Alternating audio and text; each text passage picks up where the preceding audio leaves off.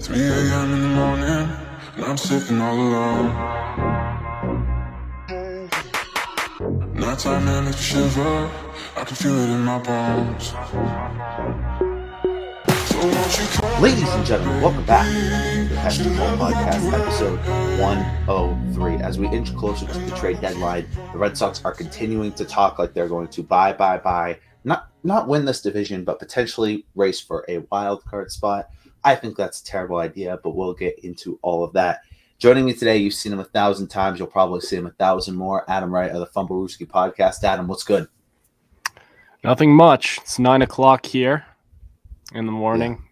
Yeah, we got up super early to record night. because this is the only time that could record for both of us. Adam was out drinking way too much last night. You already know.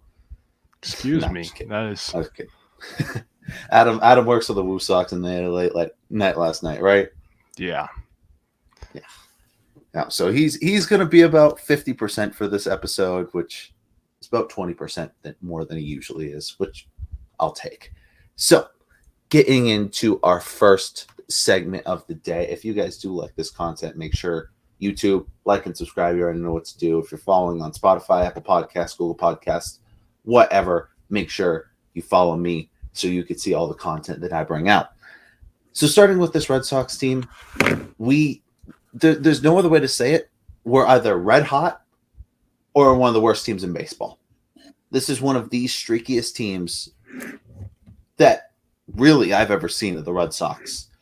I mean, right now, 46-43, which isn't the worst record, but still 10 games back of the division, 4 or 5 games back of the wild card. Still kind of competing, but not really. Adam, what are your thoughts? Well, this team would be a lot more competitive, and I think we would be thinking a lot more highly of them if they were in a different division. Like, really? Think about the AL Central right now. The Twins are leading with 1 game above 500. Yeah. It's quite pathetic. And here they are in the AL East, where you have 2 teams with 2 of the best records in baseball. And then the other 2 are roughly 10 games above 500 as well. And that leaves you 3 games above. You'd be leading in the Central.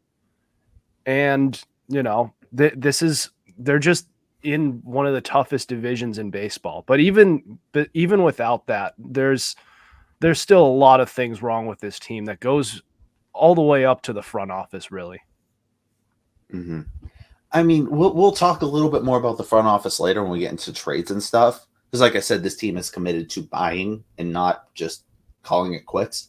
So it's a very weird position for the front office. But as you said with the divisions, if the Red Sox, let's just say you replace the Red Sox with the Guardians for a second. You throw the Guardians in the AL East, you throw the Red Sox in the AL Central. The Red Sox would be winning that division by a game as it stands right now. But if I'm still a Red Sox fan, I'm going, yes, we're winning the AL Central, but are we doing anything in the playoffs? Absolutely not. There's no way in hell that we're making any noise in the playoffs. Because if I look around at these other teams, I'm looking at a really hot Rays team, an Orioles team that's slowly becoming a dynasty, a Blue Jays team that's finding their own, and a Yankees team that always seems to become hot in July and August when everyone else slows down. The Texas Rangers have finally found their footing, along with their season-ending injuries. Am I competing with those 5 teams in just the American League alone, not to mention the National League, where you have the Braves leading it? The Reds are red hot since they've gotten Ellie De La Cruz. The Diamondbacks are surprisingly good, with a rookie being a potential MVP candidate, and the Dodgers still being the Dodgers. I just named you off 9 or 10 teams that can legitimately take this team down, even if they were winning a division. Right. So I don't think the division really matters. In this case, I think it's more just looking at the talent on each of these teams. It matters when you're in that division and you're in last place. Because if you're 3 games above 500, most of the time, you're in second or third place in your division. Maybe 4th if the division's competitive. But last, That's very irregular. And I don't know how I turned into the Red Sox defender here. I have not been high on the Red Sox this year. In fact, I think 500 is in some ways worse than finishing last, because when you're last, there's a push for change. With this, it's like, yeah, they're good enough. It's good enough for Heimblum to keep his job, but it's not good enough for them to contend. And they're just going to continue to do what they're doing. Now, let's just say that the Red Sox end up missing the playoffs this year. That's 4 out of 5 years in a row. Since our 2018 World Series run, the Red Sox have missed 4 out of 5 playoff runs, which in a city like Kansas City, Oakland, LA, or the Angels, that's accepted. That's kind of the norm. Boston, big market like Boston, that heads have to roll if the Red Sox miss the playoffs 4 out of 5 years. People need to lose jobs. It's that simple. And that could be Alex Cora. That could be Kyle Bloom. Somebody's got to be the scapegoat here. Someone's got to take the fall. Adam, if this team doesn't make the playoffs, who's that scapegoat? Heimblum. Really? You just Heimblum, going straight 100%. Straight to the top, yeah. I haven't liked the way they've been doing things there. It would be one thing if they did if you do the Moneyball method and it works, but with Heimblum, he clearly doesn't know how to do it. He did it. He was successful that 1 year in 2021, and ever since then he didn't do anything. And actually, it's not even like you can actually look at it a lot more closely with this season and last year as well, because the Red Sox last year were 12 games above 500 at one point. And then Bloom did nothing to improve the club. In fact, he made things worse during that time. He started calling up minor leaguers to come and play big roles for the club, and it screwed them over. Next thing you know, they were in last place. Yep. And then that happened, and that's been happening this year. They've been relying too much on the minor leaguers, the utility guys, when you just don't have the star talent. And I don't think he sees the value in the high level position players and starting pitchers. He just doesn't see the value, which is a problem. Mm-hmm. Well, it's a problem when you're giving 38-year-old Justin Turner, who's on the decline, batting .270, yes, but he's been doing good this year. But he's 38 years old. It's going to catch up to him. He's no JD Martinez. You'd rather go and pay him $10 million for 2 seasons than go and get JD Martinez. And I understand that could be a player thing with JD not wanting to come back, but you at least got to give him an offer. You know, if Xander doesn't leave, does JD stay? Does Nathan Eovaldi stay? It's a good question to ask, and it shows you the domino effect. Yeah. If you don't want to pay this person, this other person may feel like, oh, they don't want to pay me either, and they'll be out too. Yeah, well, it's not. I don't think it's necessarily the Justin Turners of the world that are hurting them. It's the Jarren Durans, the Adam Duvals, the Connor Wongs, the Rob Refschneiders of the world. Those guys, you are putting these utility players in big spots who just aren't star talent. It's not their fault. They're not. They are what they are. But if you try to turn them into something that they're not, then they're going to disappoint you. Like, it's great that Jarren Duran is having a good year so far. 313 average, 861 OPS. He's been awesome so far. But how much do you trust that? I don't. Honestly, I need to see the consistency in it. I can't look at 1 month and say that's my center fielder for the next 10 years, obviously. I need to see some consistency.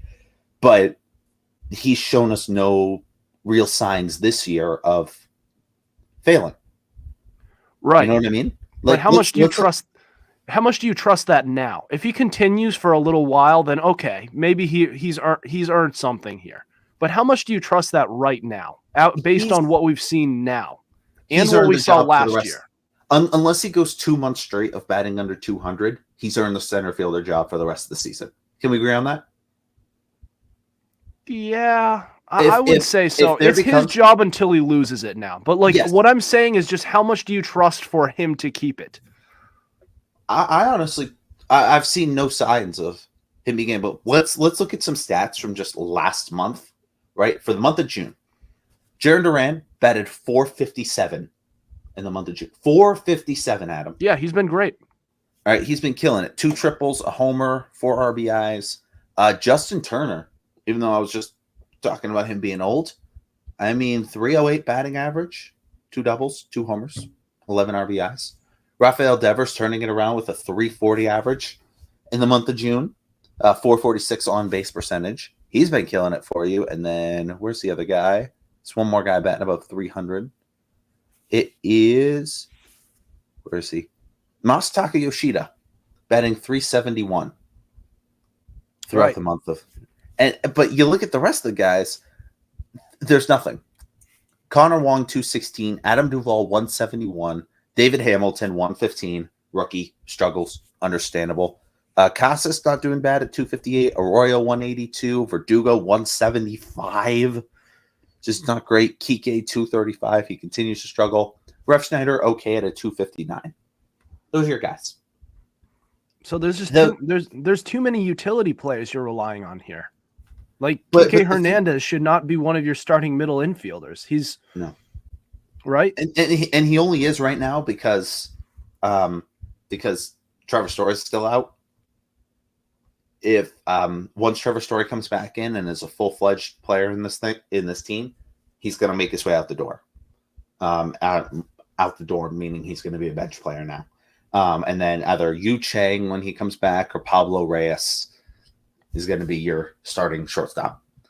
But those are the 2 positions right now. The 2 things that are really hurting this Red Sox team is your defensive ability at shortstop. They suck. They're the worst defending team at shortstop in the league right now. Between Kike, Pablo, David Hamilton, and Yu Chang, those 4 have just been a turnstile of just being really shitty. The second thing is your pitching. The pitching, yes, James Paxton just won American League Pitcher of the Month, I'm sorry. But this pitching staff is a bottom 3 in the American League right now. You can't win anything with that subpar of a team.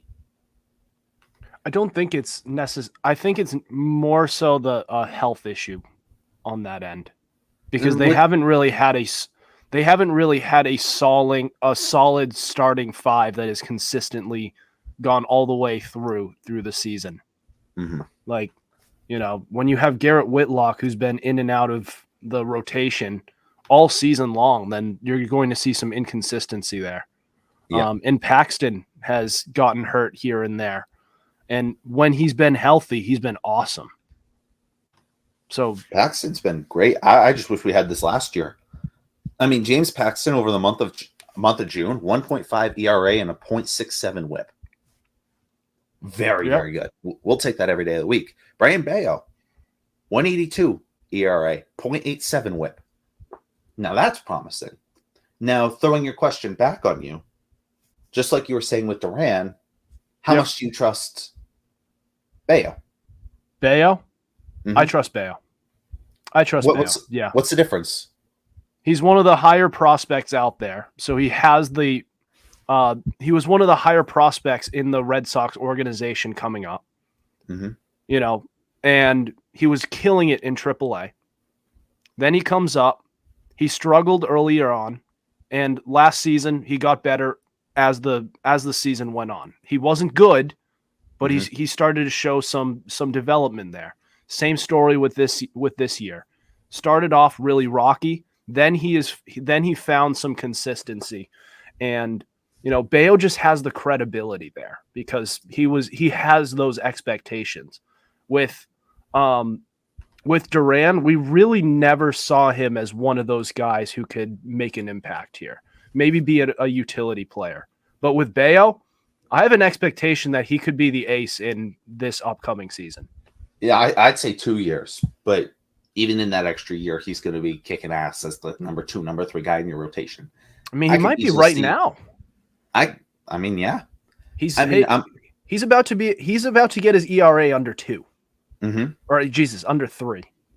Under 2 would be like Under this guy could be a rookie of the year candidate. I don't think I'm exaggerating when I say that. I think he's going to be a candidate, but there are more guys with just more hype right now. Right now, the AL Rookie of the Year is Masataka Yoshida, actually, because even though he's 28, he's still a rookie. But I think, yeah, we can debate Rookie of the Year later, but yeah, but Brian Bayo, I do trust him. You want to know a player who I don't trust is Paxton. Not from a skill standpoint, and not long term. I'm just saying that he's not going to stay healthy like this forever. Mm-hmm. With his age, he's 34. With his health issues. Mm-hmm. I just think that's a player you will want to deal at the deadline. Same thing with Justin Turner. No reason why you should have these guys still on your roster when the deadline passes, because you can actually get something for these guys. Mm-hmm. So I will just say, though, with how I was just trashing the Red Sox pitching staff, for the month of June, they have been the 6th best pitching team in the league, which scares me a little bit. And we're going strictly off of ERA. The Phillies had the best month of June with a 3.04 average ERA. Red Sox in 6th at a 3.79. Teams like the Yankees are midway with a 4.1. And then we go all the way to the bottom. Guess which team had the worst month of June pitching-wise? Team with the worst month of June. I know the Yankees didn't have the best. Don't have the best starting rotation, even though one of them threw a perfect game. I said the Yankees were average. They were 15th. Yankees are average.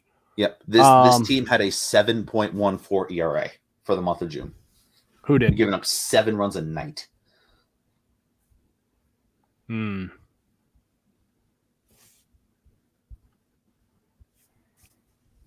Yeah, that ain't good. It's not good. So overall, as a team, it's the Oakland A's who are last with a 6.02 ERA. That's overall. For the month of June, it's the Rockies with a 7 ERA in the month of June. Your Rockies with a apparently better stadium. Salute Denver. Salute it. Salute the shittiness. All right. Salute. You think Coors Field is better than Fenway Park? It looks nice. Yes, it does. We're not doing that. Yes, it does. All right, and not a damn thing you can say about it. So, going into trades, we're slowly approaching the trade deadline. We would talk about the draft more because the draft's in like a week or so, but you nor I don't really know that much about prospects. We kind of do our research once they're selected to the team, right? Right. I'm pretty sure there's a lot of prospects out there. There's way too many to figure out. It's kind of the same with the NFL draft for me. I'll do a little bit on like the higher end, like first round guys, but after the first round, I don't know a damn thing about you until you're signed to the Patriots. Yeah, but the NFL's easier. The NFL's 7 rounds. The MLB is like 40. Exactly. Everyone gets drafted. There's so many prospects because you have to fill all those minor league teams. Yep. So, and plus you have AAA, AA, high A, regular A, low A, rookie ball. You got to fill all those teams. So, there are 3 guys that are being linked to trade rumors right now. And I'm going to add a 4th, and we're going to fight over this. First 2 guys are actually 2 guys that 2 guys that you talked about. Justin Turner and James Paxton. I think right now, the time to sell James Paxton is at an all-time high. After winning AL Pitcher of the Month, you could go to other teams and say, look, 1.5 ERA. Yeah, sure. He'll sustain it. He'll sustain it for a full year. Take it. You know, get a decent prospect back. I'm not talking about a top 20 prospect in someone's organization. Maybe a top 30 prospect. You can bring in. You can get James Paxton out of here for at least some minimal value. For still being 34, you're not going to get much, but you can get something. And if you package him and Turner, no team's going to take on that much salary. That's $18 million right there. Yeah. I'm going to be shocked if anyone takes on Turner. But on a contending team, a high-end starting pitcher who clearly still has it, and a veteran who also still has it on the positional side. Mm-hmm. So here's the problem with Turner is he's not a position player anymore. We need to find a team that has no DH and is competing and has $10 million in cap space to get rid of him. That team doesn't necessarily there's only one team that I can think of that fits that criteria, and that's the Houston Astros. You can maybe sell off Justin Turner for a really, really mid prospect. That's about the best you're going to get for Justin Turner. But honestly, if that means we don't have to pay him $10 million next year, I'm happy. Yeah. Unless you're still an all-star, you should not be making $10 million at 38 years old. But just by the name recognition, he should have some value because not only is his name Justin Turner, but also he's having a really good year. He's batting just under 290, well on his way to batting 300 on the year. He still has pop in his bat with 13 home runs so far. I just think you can get a decent return for Justin Turner for a team that's contending, looking for a rental player.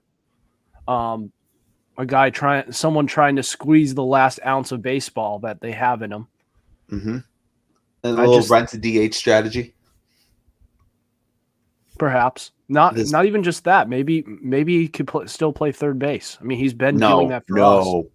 He can't play the field anymore. Which it's like trying to put JD Martinez out in left field again. It's just not going to work. Can you get through it for a game? Possibly. But to make him your everyday third baseman, it ain't going to work. So I would say, and the Padres have been linked to Justin Turner also. They could use another bat in there. They could use as much as they get because they are struggling right now. Them and the Mets are both at 500 with two of the highest payrolls in the league. The third guy is going to end up being Adam Duvall, who's been a bench guy for us, who's batting below 200, is 34 years old, and I believe is making $6 million this year. Adam, do you see the slightest bit of trade value in that? No. There's just nothing.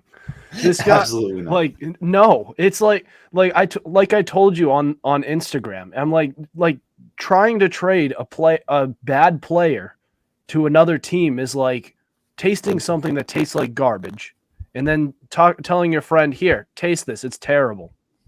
They're not going to take it. Like, I don't want to taste it if it's terrible. I don't want your player if he sucks. He's going to make my team worse.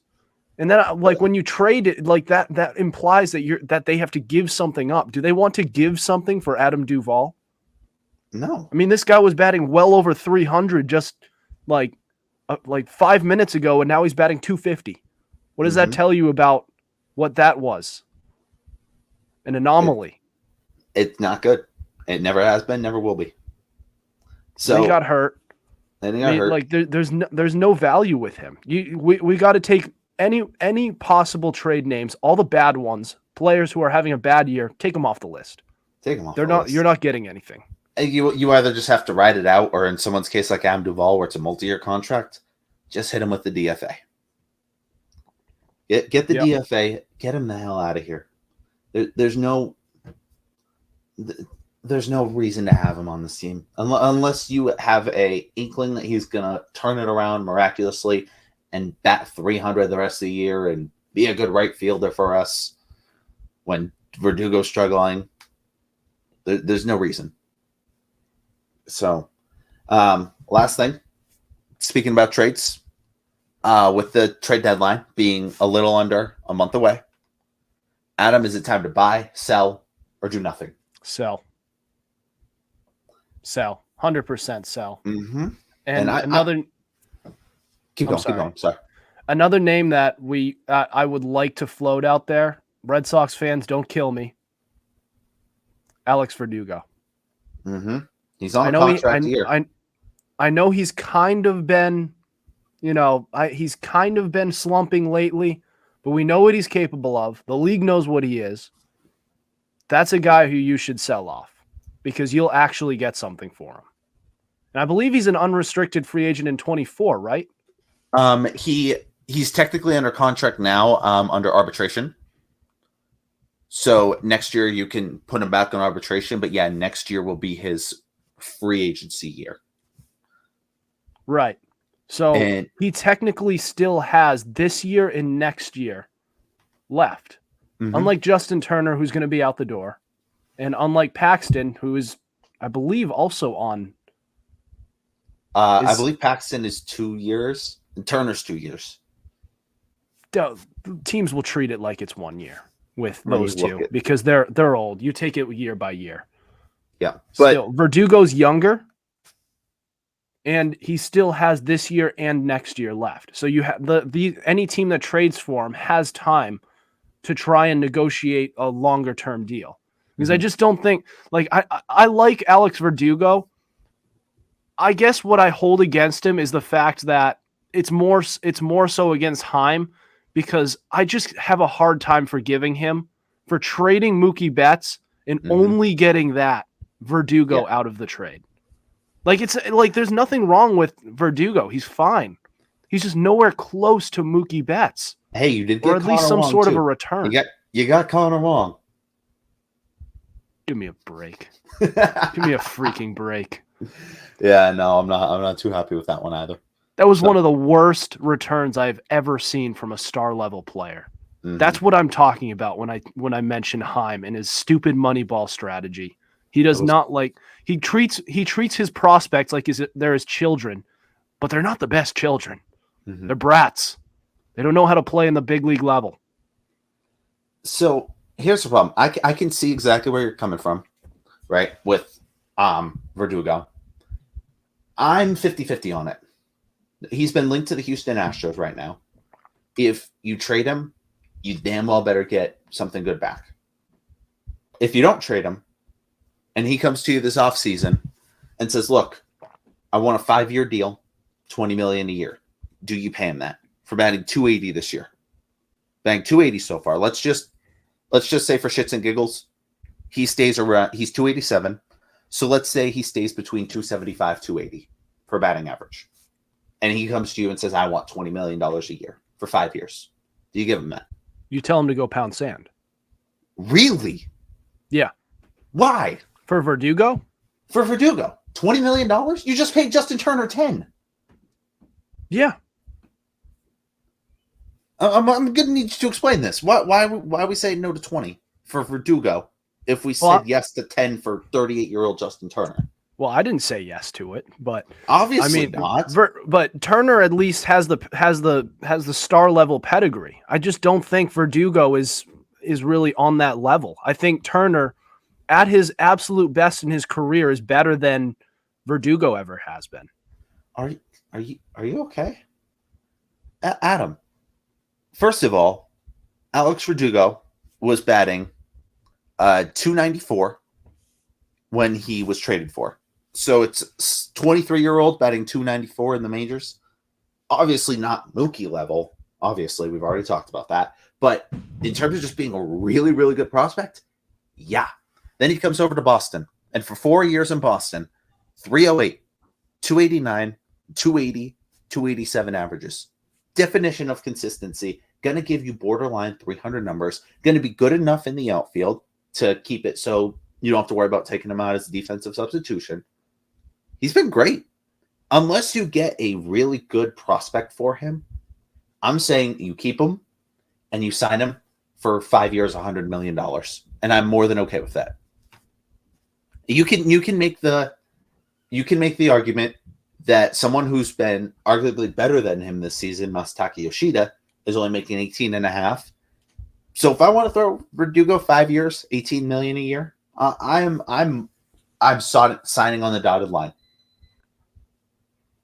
There's not much more to say.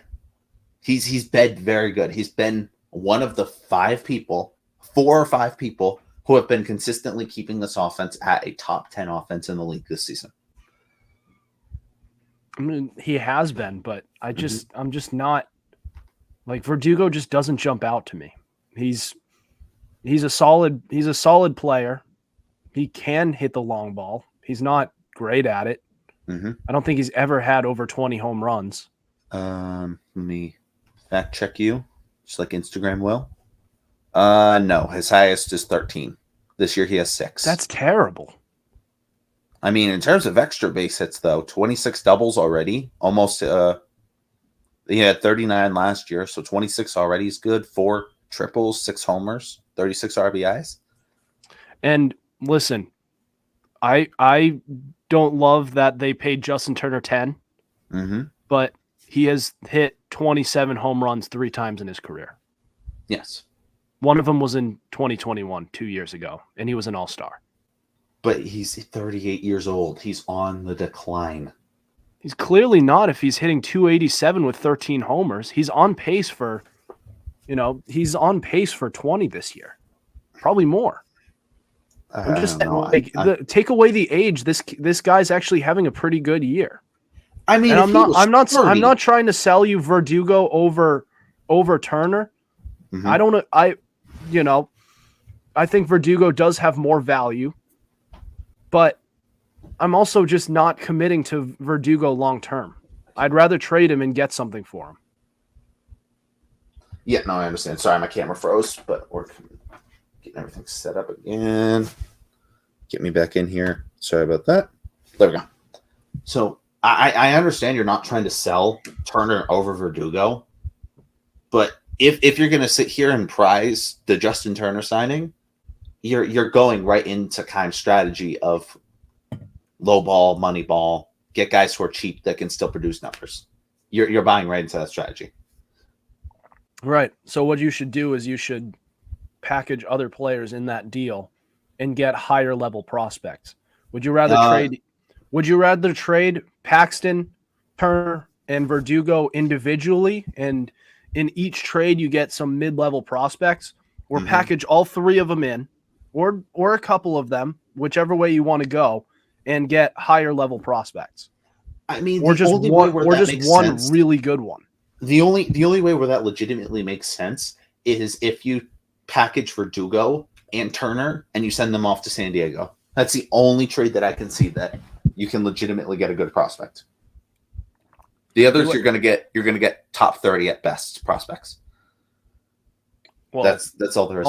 Also, San Diego's a story themselves. I mean, they went all in this year and they look terrible. They look horrible. Same with the Mets. We're gonna talk about the Mets. Scherzer already requesting a trade. I mean, Scherzer's not having the best year either. He's starting to fall off. Same thing. No, Scherzer's still under a 4 ERA. He's still doing good. I mean, but that's relative to what he's been doing recently. I mean, it's still borderline all-star numbers. Borderline. One more guy we got to talk about. I'm fully on the board for trading Bobby Dahlbeck. Small market guy. He's going to go out. You're going to trade him to the Royals, the Pirates, the Athletics. You're going to trade him to one of those teams. Do the White Sox have a first baseman? Do you know off the top of your head who the White Sox first baseman is? No. Isn't Abreu like? He might still be there. But anyway, you trade him off to one of these teams. That is losing, yes, and they are not going to do well for the year. I would say the Rockies, but they already have CJ Cron, who might be on the move actually this year. So you package Bobby Dahlbeck. You're going to get a good prospect in return because Dahlbeck is still only 26, 27 years old. You're going to get a good prospect in return. This dude has not been doing good in the Boston major leagues. He has been killing it in Worcester, right? Yeah. He's batting over 300, and he's third in all of minor league baseball in home runs. He's batting over 300. Yes. Now, obviously, the pitching talent is less in the minor leagues, but I can throw him over to like an Oakland, and he'll be batting 289. It's a win-win for both sides. He's never going to do that in Boston again. He's just not. Casas has won the job. It's Casas' job to lose. There's not a spot on this team for Bobby Dahlbeck. Unless you want to, he's a rookie. Unless you want to throw him on the bench and let him rot the bench until his free agency time starts when he's 30, it's just time to move on from Casas. Send him to Oakland, send him to KC, let him go back 270, 280 there in a small market, and both sides come out a winner. All three sides, including Dahlbeck, that team, the Red Sox and Dahlbeck, all come out as winners. Your thoughts? I mean, Casas, I guess I agree, but only because Casas doesn't have much trade value right now. He really has nothing. And the more I see this kid play on the big league level, the more I think he's just not cut out for it. And I guess Dahlbeck has at least shown that he can do a little something on the big league level. He hit 25 home runs in 2021. Mm-hmm. So he can do something,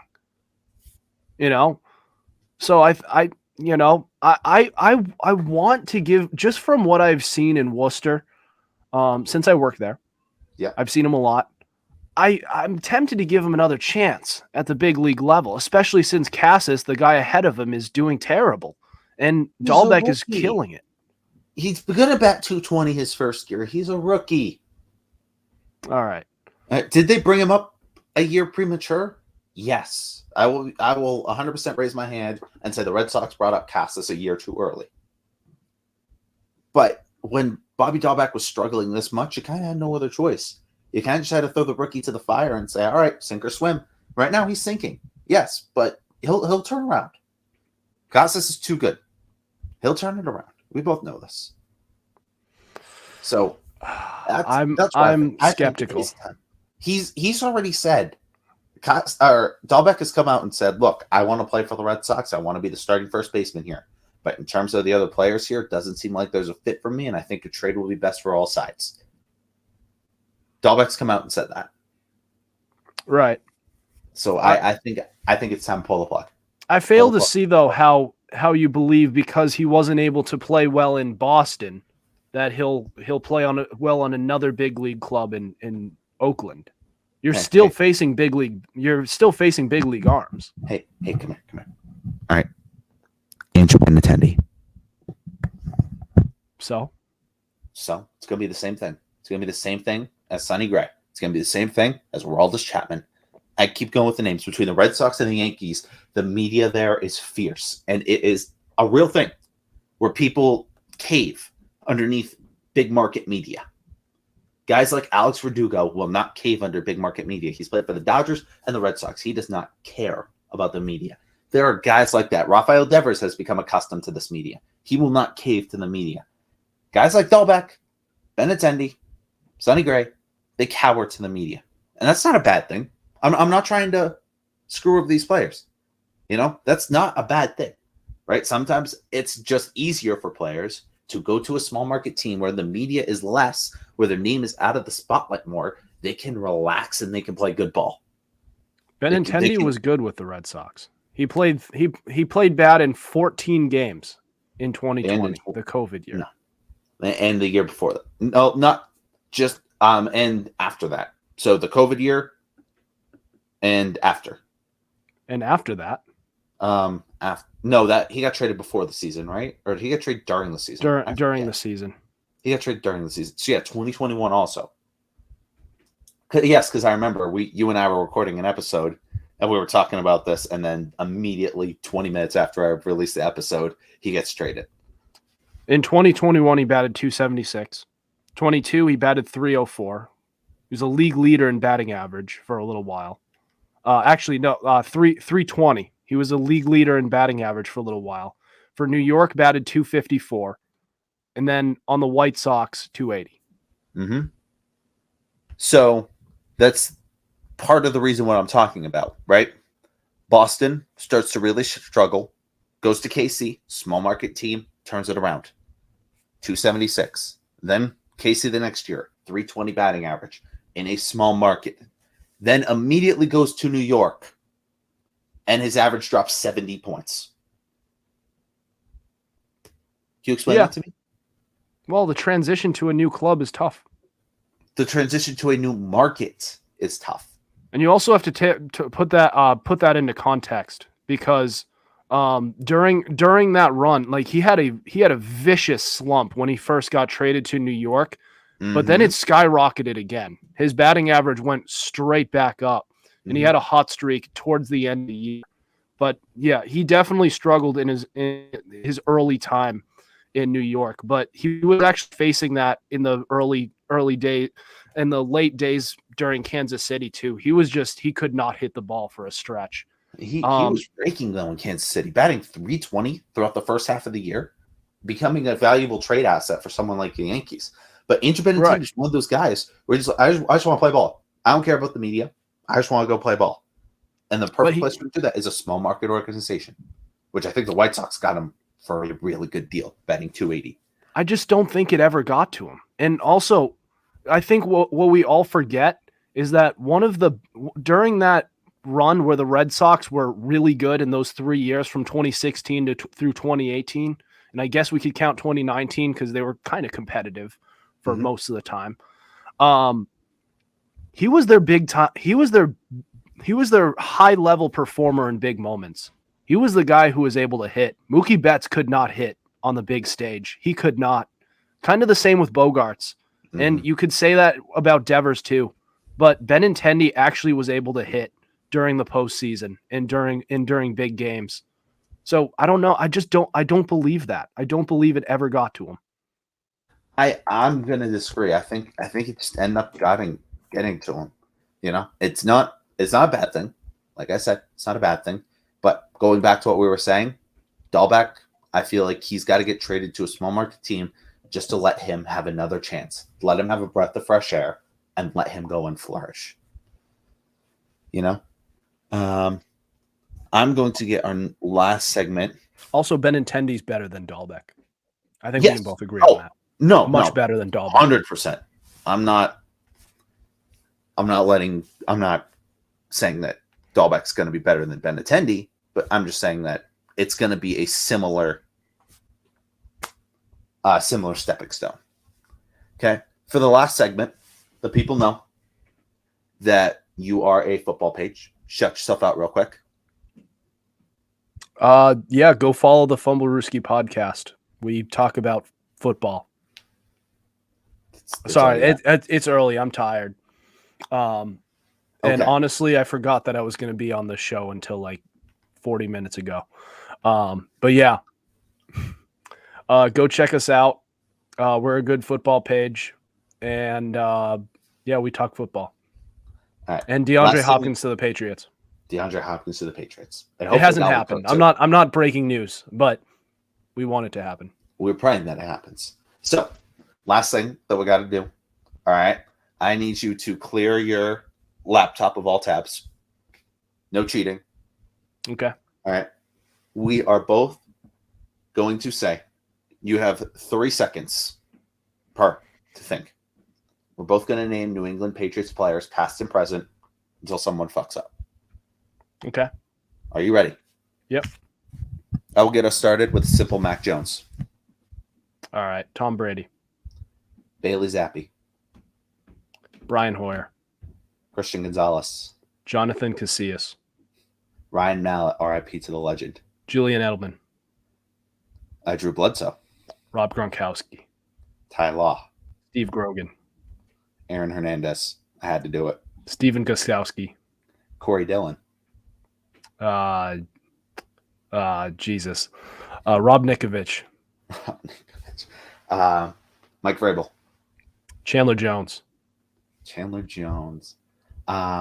Kendrick Bourne. Nelson Aguilar. Damn. Kyle Duggar. Christian Gonzalez. Stephon Gilmore. I said Christian Gonzalez. Oh, you did? Dubs. Oh, shit. Dubs for the MLB channel. All right, you guys know I know more football than Adam. He's a fake. He's scum. He's terrible at his job. He doesn't think he can't do it anymore.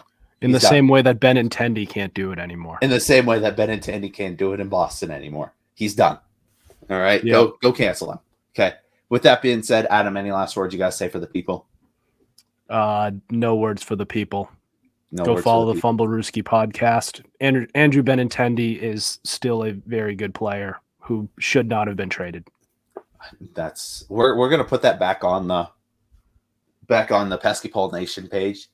That's where you get all your news and leaks for this channel. It's gonna be through the Instagram. That's where I'm most active. So make sure you go follow the Pesky Paul podcast. Go join the Pesky Paul Nation chat where I have there's like 25 people in there now, which is very good. I'm more than happy with that. So we got about 25 people rocking in there. I want to grow it just as much as possible. Those are the people that mainly help me with this podcast, who are going to give me ideas and really help with the content. So with that being said, thank you guys so much for watching or listening to this episode. God bless each and every one of you. I'll see you guys next time. I lost my best friend to 23. She left her body and hovered above me. I saw no shadow. I looked around, searched every building and home that I found. I saw no shadow, but felt the glow. The warmth inside me, it kept me afloat. It felt like heaven had found my bones and gave me comfort when I feel alone. Now you're gone, I'm alone. I guess it's time to get better. Through the pain, I will go alone. If I fall, break my bones, I will scream even louder. 'Cause I'm not dying alone. I lost my best friend to 23. She left her body and hovered above me.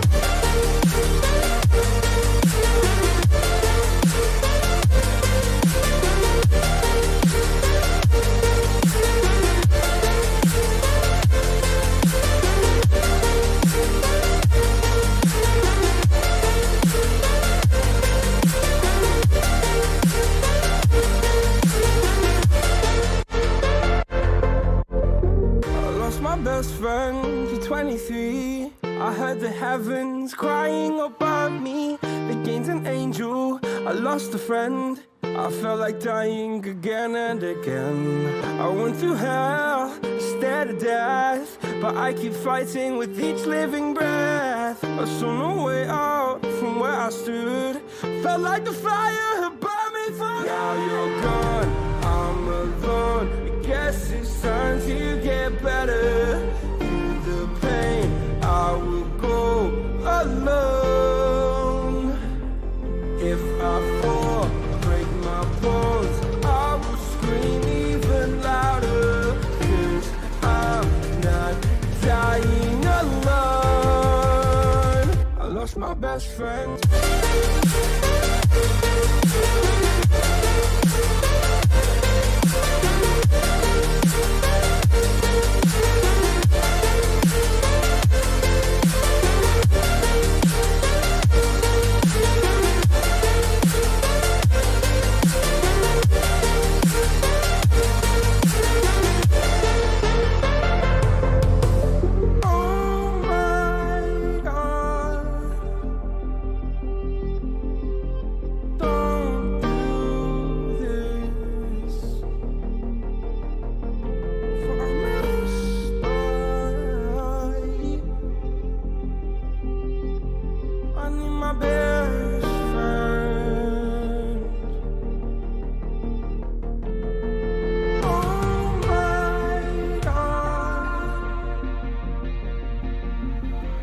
Oh